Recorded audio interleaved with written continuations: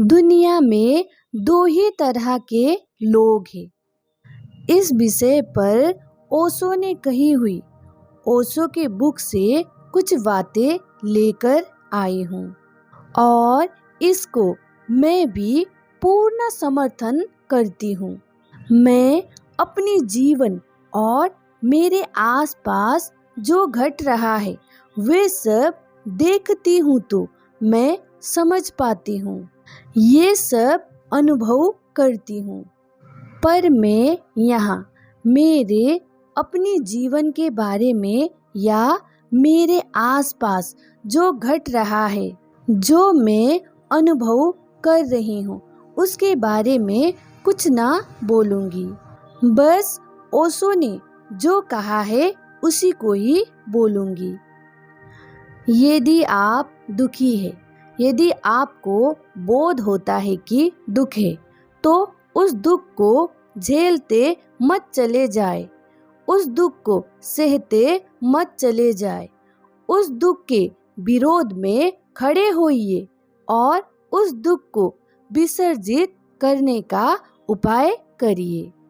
साधारण मनुष्य दुख को पाकर जो काम करता है वहाँ और साधक जो काम करता है वहाँ दोनों में बहुत थोड़ा सा भेद है। जब साधारण व्यक्ति के सामने दुख खड़ा होता है तो वहाँ दुख को भुलाने का उपाय करता है, और जब साधक के सामने दुख खड़ा होता है तो वहाँ दुख को मिटाने का उपाय करता है।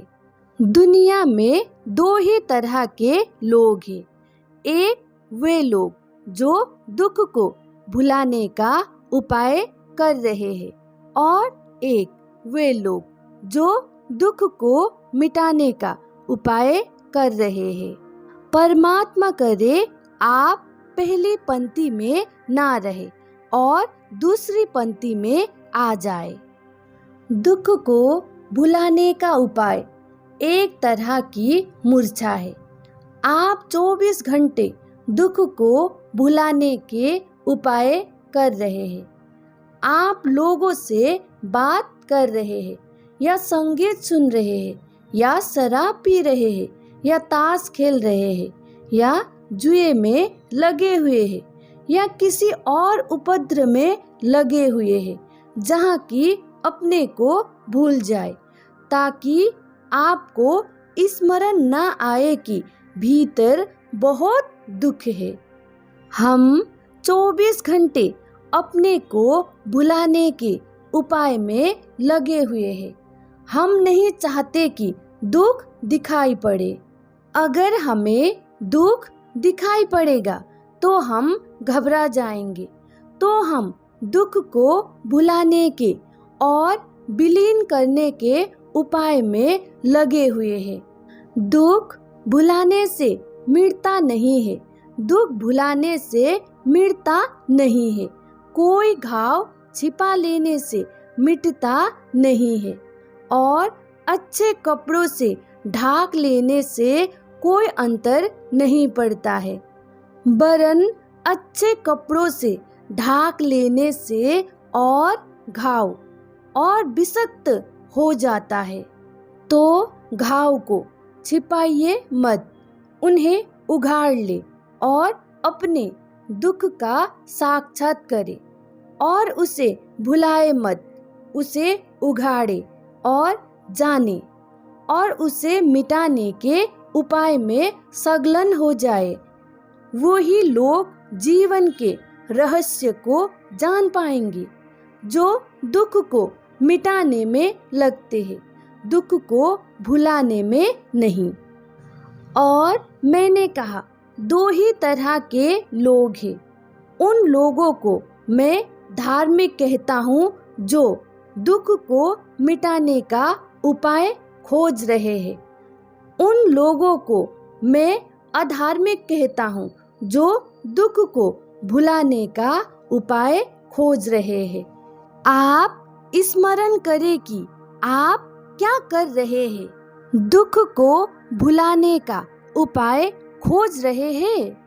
क्या आप सोचते हैं अगर आपके सारे उपाय छीन लिए जाए तो आप बहुत दुखी नहीं हो जाएंगे?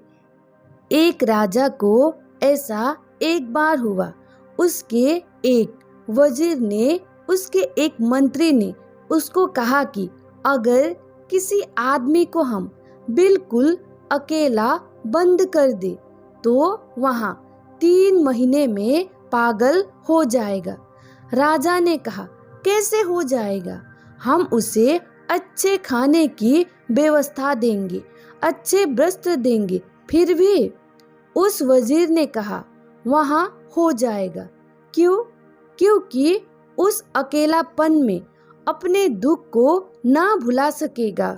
राजा ने कहा, हम देखेंगे। और गांव में जो सबसे स्वस्थ आदमी हो और सबसे युवा और सबसे प्रसन्न, उसको पकड़ लिया जाए।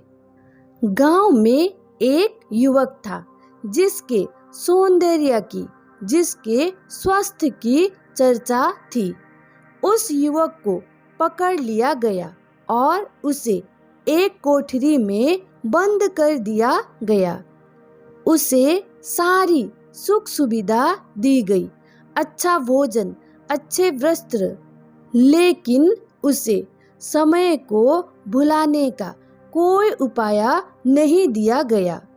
वहाँ खाली दीवारें और कमरा, और पहरे पर जो आदमी था वहाँ भी ऐसा रखा कि उसकी भाषा ना समझे। उसे रोटी पहुँचा दी जाती, भोजन पहुँचाया दिया जाता, पानी पहुँचाया दिया जाता, और वहाँ बंद था। 1-2 दिन वहाँ बहुत चिल्लाया कि मुझे क्यों बंद किया गया है। उसने बहुत हाथ पैर फटकारे।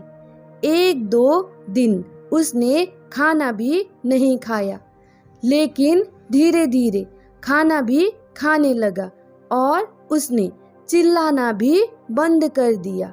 5-7 दिन के बाद देखा गया कि वहाँ आदमी बैठा हुआ अकेले अपने से ही बातें कर रहा है। वजीर ने उस बादशाह को खिड़की से दिखलाया। देखते हैं, अब वहाँ भुलाने का अंतिम उपाय कर रहा है, अपने से ही बातें कर रहा है। जब कोई नहीं होता आपके पास तो आप अपने से ही बातें करने लगते हैं, और जैसे जैसे लोग वृद्ध होने लगते हैं वे बहुत अपने से बातें करने लगते हैं। युवा होते हैं तब तक तो उनके होंठ बंद ही होते हैं। जब वे वृद्ध होने लगते हैं तो उनके होंठ भी फड़कने लगते हैं। वे अपने से बातें करते हैं। रास्ते पर चलते हुए लोग आपने देखे होंगे, वे क्या कर रहे हैं? वे अपने को भुलाने का उपाय कर रहे हैं। 3 महीने तक वहाँ युवक बंद था। 3 महीने के बाद जब उसे निकाला गया, वहाँ पागल हो चुका था। पागल का मतलब क्या है?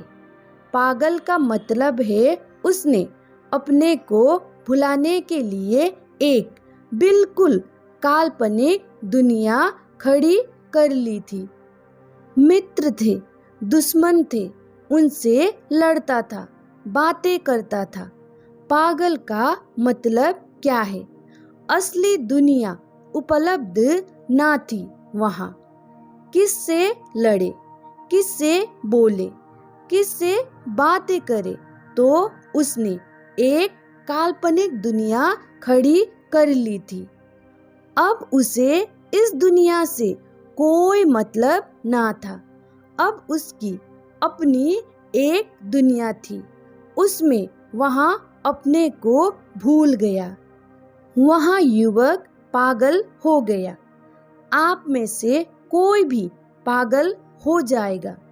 अगर आपको सुबह से दुकान पर और काम पर ना जाना पड़े और सुबह से उठकर लोगों से लड़ना झगड़ना ना पड़े और सुबह से उठकर आपको व्यर्थ की बकवास में पलायन ना मिले और व्यर्थ के कामों में आप अपने को ना उलझा पाए। अगर 24 घंटे आपको उलझाव ना हो और आप खाली छोड़ दिए जाए, आप पागल हो जाएंगे, क्योंकि उलझाव की वजह से जो दुख आपके भीतर है वहाँ आपको दिखाई नहीं पड़ता। अगर वहाँ पूरा दुख दिखाई पड़ेगा तो आप आत्मघात कर लेंगे और या फिर आप उपाय खोज लेंगे काल्पनिक पागल हो जाने की, जिसमें अपने दुख को भूल जाए। धार्मिक व्यक्ति वहाँ है जिसे अगर बिल्कुल अकेला छोड़ दिया जाए, बिल्कुल अकेला, तो भी उसे कोई दुख नहीं होगा, वहाँ कोई उपाय नहीं खोजेगा। जर्मनी में एक साधु था इकहार्ड। वहाँ एक दिन वन में गया हुआ था और एक दरख्त के नीचे अकेले में बैठा हुआ था। उसके कुछ मित्र भी वन विहार को गए थे। उन्होंने देखा इकहार्ड को अकेला बैठे हुए। वे उसके पास गए और उन्होंने उनसे कहा कि मित्र, हमने देखा तुम अकेले बैठे हो, सोचा चलो तुम्हें कंपनी दे, तुम्हें साथ दे। इकहार्ड ने उसकी तरफ देखा और कहा कि मित्रों, इतनी देर तक मैं परमात्मा के साथ था, तुमने आकर मुझे अकेला कर दिया। इकहार्ड ने कहा, इतनी देर में परमात्मा के साथ था क्योंकि अपने साथ था, तुमने आकर मुझे अकेला कर दिया। अद्भुत उसने बात कही। हम उसके विपरीत हैं। हम 24 घंटे किसी के साथ हैं कि कहीं अपना साथ ना हो जाए। हम 24 घंटे किसी ना किसी के साथ हैं कि कहीं अपना साथ ना हो जाए। अपने से हम डरे हुए हैं। इस जगत में सब लोग अपने से डरे हुए हैं। यहाँ अपने से डरा हुआ होना खतरनाक है। मैंने जो सूत्र कहे हैं, अर्थात इस बुक में जो भी उन्होंने सूत्र कहे हैं, अर्थात इस बुक की ये अंतिम भाग है, वे आपको अपने से परिचित कराएंगे और अपने भय को मिटाएंगे और आप उस स्थिति में खड़े होंगे कि अगर आप इस जमीन पर बिल्कुल अकेले हो, बिल्कुल अकेले, कि इस जमीन पर कोई भी ना हो, तो भी आप उतने ही आनंद में होंगे जितने कि तब जबकि यहाँ जमीन भरी हुई है।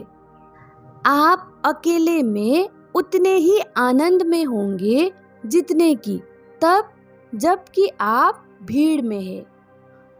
वही आदमी केवल मृत्यु से नहीं डरेगा जिसने अकेले होने का आनंद लिया है, क्योंकि मृत्यु अकेला कर देती है। आप मृत्यु से इतने डरते हैं, उसका कुल कारण इतना है कि आप तो थे ही नहीं, भीड़ थी और मौत भीड़ छीन लेगी, सारे संबंध छीन लेगी और आप अकेले हो जाएंगे। अकेलापन भय देता है।